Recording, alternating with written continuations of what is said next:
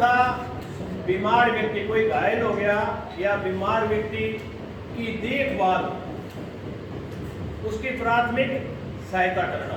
तो इसका मतलब हुआ ये सबसे पहले 1863 में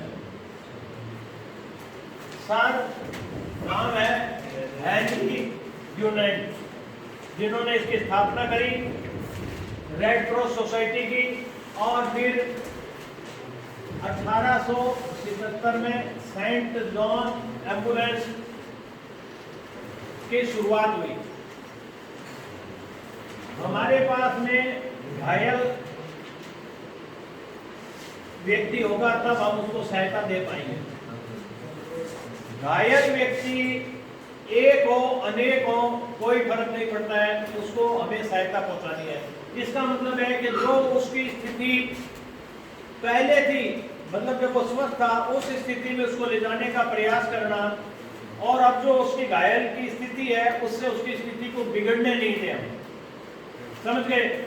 और वहां पर जो आपके पास में संसाधन उपलब्ध है और जो आपके पास में आपने ट्रेनिंग ले रखी है, आपका विवेक काम करता है, उसके द्वारा उसको मदद पहुंचाते हुए अपने को हॉस्पिटल डॉक्टर के पास पहुंचाना है।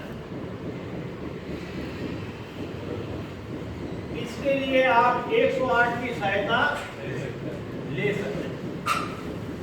आप सहायक के रूप में हैं,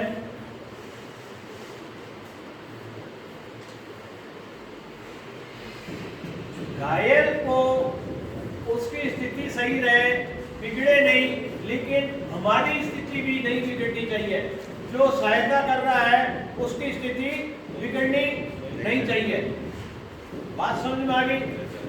उसकी स्थिति बिगड़े नहीं।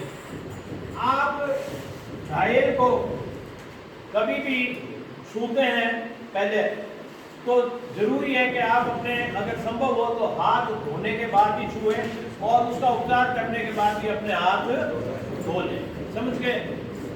घायल के लिए कितनी व्यवस्थाएं हैं, किसी भी चीज से घायल हो सकता है, वो प्राकृतिक हो सकती है या मानव निर्मित। प्राकृतिक में बाढ़ आ गई, भूकंप आ गया, ऊपर से बिजली गिर गई, इस तरह की जो घटनाएं हैं वो प्राकृतिक घटनाएं हैं। बाकी उसका एक्सीडेंट हो गया तो एक घटना घट गई, कोई व्यक्ति डूब गया तो उसका इलाज होएगा, किसी व्यक्ति को करंट लग गया तब उसका इलाज हमें करने की जरूरत पड़ेगी। तो इस तरह की घटनाएं हैं, सांप ने काट लिया, बिच्छू ने काट लिया, किसी ने तेजाब छिड़क दिया, किसी और कारण से वो जल गया, गर्म चीज उसके ऊपर गिर गई, आग लग गई, धुएं के कारण जहरीली गैस, कोई वो खेत में काम कर रहा है, ऐसी परिस्थितियों में घायल होता है। तो परिस्थिति कोई भी हो, हमें घायल को सबसे पहले सेफ जगह पे ले जाना है।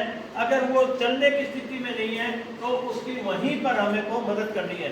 जैसे उसकी टांग टूट गई है तो वो नहीं चलेगा, रीढ़ की हड्डी टूटी हुई है तो उसको वहां से नहीं हिलाना है, सिर की चोट है तो नहीं हिलाना है, गर्दन की चोट है जो कि खतरनाक स्थिति होती है, वहां से अपने को घायल को हिलाना नहीं है। तो हमें क्या करना है, उसको वहीं पे इलाज देने की जरूरत है। तो घायल है उसको इलाज दे रहे हैं, अपनी तरफ से जो बढ़िया से बढ़िया है वो आप उसको इलाज दो। वो नहीं चल पाता है, कोई और दिक्कत है, उसको देखो, अगर उसके खून बह रहा है तो उसके ऊपर जो है कोई भी हमारे पास में कपड़ा है या पट्टी है तो उससे रख दीजिए, 10 मिनट तक दबा के रखिए। फिर भी अगर उसका खून नहीं रुकता है, बहता है, तो उसके जहाँ पे चोट लगी है उस चोट से ऊपर 5 सेंटीमीटर ऊपर जो है हम टर्निंग पॉइंट बांध देते हैं और वहाँ पे पट्टी बांध के दबाव बढ़ा देते हैं। उसके बाद में उसका खून रुक जाएगा। हड्डी टूट गई है तो हड्डी को स्थिर करने के लिए आप खपची को काम में ले लें, आप वहां पर जो है कोई गत्ता काम में ले लें, कोई लकड़ी काम में ले लें और उसको जो है स्थिर कर दें। हड्डी हाथ की टूटी है तो अपनी जो तिकोनी पट्टी है उससे अपने इसको जो है इस तरीके से बांध के और हम उसको जो है सपोर्ट दे सकते हैं। इस हाथ की हड्डी टूटी है तो उसको हम खपची लगा सकते हैं।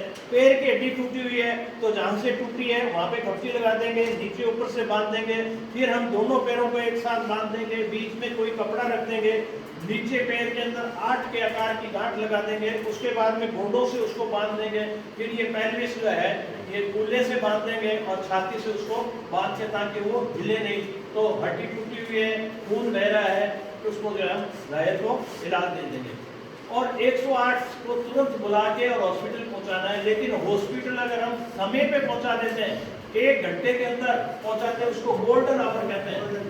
गोल्डन आवर का मतलब है कि जितनी जल्दी वो पहुंचेगा उसके बचने की संभावना उतनी ही ज्यादा हो जाएगी। तो हमें ये ध्यान रखना, घायल को सही समय पर हॉस्पिटल पहुंचाना 108 के द्वारा। जितनी भी अवस्थाएं आएंगी उसकी, चाहे कैसे भी वो घायल हुआ है, उस अवस्था को देखते हुए उसका इलाज करना है। और उसके बाद में जो है आपको डॉक्टर का जब तक घायल से संबंध नहीं हो जाए, चाहे तो हॉस्पिटल में हम ले जाएं या हॉस्पिटल की जो है टीम हमारे पास पहुंच जाए, उससे पहले हमें जो है वहाँ से जगह नहीं छोड़नी। अब ऐसी स्थिति आ जाए कि घायल की सांस नहीं चल रही है, उसकी रेडियल आर्टरी आपने यहाँ से देखी, ये भी जो है नहीं चल रही है, फिर आपने उसके यहाँ पर हाथ लगा के कैरोटिड आर्टरी देखी गर्दन पे और आपको लगा कि ये नहीं चल रही है, तब आप उसको पेट पे देखिए, उसके चिकोटी काटिए, थोड़ा सा दर्द होगा, आपको लगता है कि इसके फेफड़ों ने और हृदय ने काम करना बंद कर दिया है। अगर हृदय ने और फेफड़ों ने काम करना बंद कर दिया है तो उनको पुनर्जीवित करने का प्रयास करना, जिसे हम कहते हैं CPR, कार्डियोपल्मोनरी रिससिटेशन। अगर उसकी धड़कन नहीं थी, सांस नहीं चल रही थी, अब हम उसके चेहरे को सीधा रखेंगे और हम उसको एक समतल जगह पे रखें जहाँ पे उसके नीचे कोई भी चीज नहीं हो जो उसको चुभे नहीं, और उसके बाद में उसके छाती के बीच में जो मिड लाइन है, इससे लेफ्ट तरफ में जो है बाईं साइड में जो है हम इस तरीके से करके और 15 सेकंड में 30 बार दबाव डालेंगे 4 से 6 सेंटीमीटर का, ताकि जो है वो उसके हृदय पर पूरा दबाव पड़े और हृदय उसका पुनः शुरू हो जाए। तो 15 सेकंड में 30 बार 4 से 6 सेंटीमीटर का दबाव देंगे और उसके बाद में एक लंबा सांस लेकर के और उसके मुंह पे अपना मुंह रख के बीच में कपड़ा हो, उसके द्वारा हम सांस देंगे 2 बार। उस वक्त हम उसकी नाक को बंद कर देंगे। ये सब करने से पहले हम उसके मुंह को देख लेंगे कि उसकी जीभ पिछली साइड में मुड़ी हुई तो नहीं है, मुंह के अंदर कोई ऐसी चीज तो नहीं है जिससे कि उसको सांस लेने में दिक्कत हो।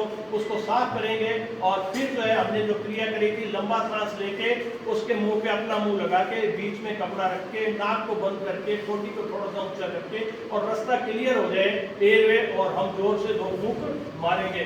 ये क्रिया हम तब तक करेंगे जब तक कि वो या तो उसमें धड़कन आनी शुरू हो जाए, हलचल शुरू हो जाए, या जब तक हम डॉक्टर के पास नहीं पहुंच जाते हैं तब तक। घायल का अगर वहां पे मूत्र है, खून है, या कोई ऐसा लगता है जहर है, उसके कारण उल्टी आई हुई है, तो उसको हम एकत्रित कर सकते हैं किसी भी चीज में और वो डॉक्टर को दे सकते हैं। उसके अलावा अगर घायल का कोई उंगली कट गई है, अंगूठा कट गया है, कान कट गया है या कोई अंग कट गया है, तो उस अंग को सावधानी से किसी भी थैली में ले जा करके, बर्फ हो तो उसको उसमें रख के और उसको हॉस्पिटल में पहुंचा देना चाहिए, ताकि जो ओरिजिनल अंग है, जो उसका खुद का अंग है, वो अगर वापस जुड़ जाता है तो अच्छी बात है।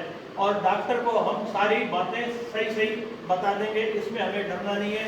ना आप पे कोई इसमें पुलिस केस होता है, ना डॉक्टर आपके खिलाफ कोई कार्रवाई करता है, और हमको पूरी इंसानियत दिखाते हुए घायल को हर हाल में बचाने का प्रयास करना है।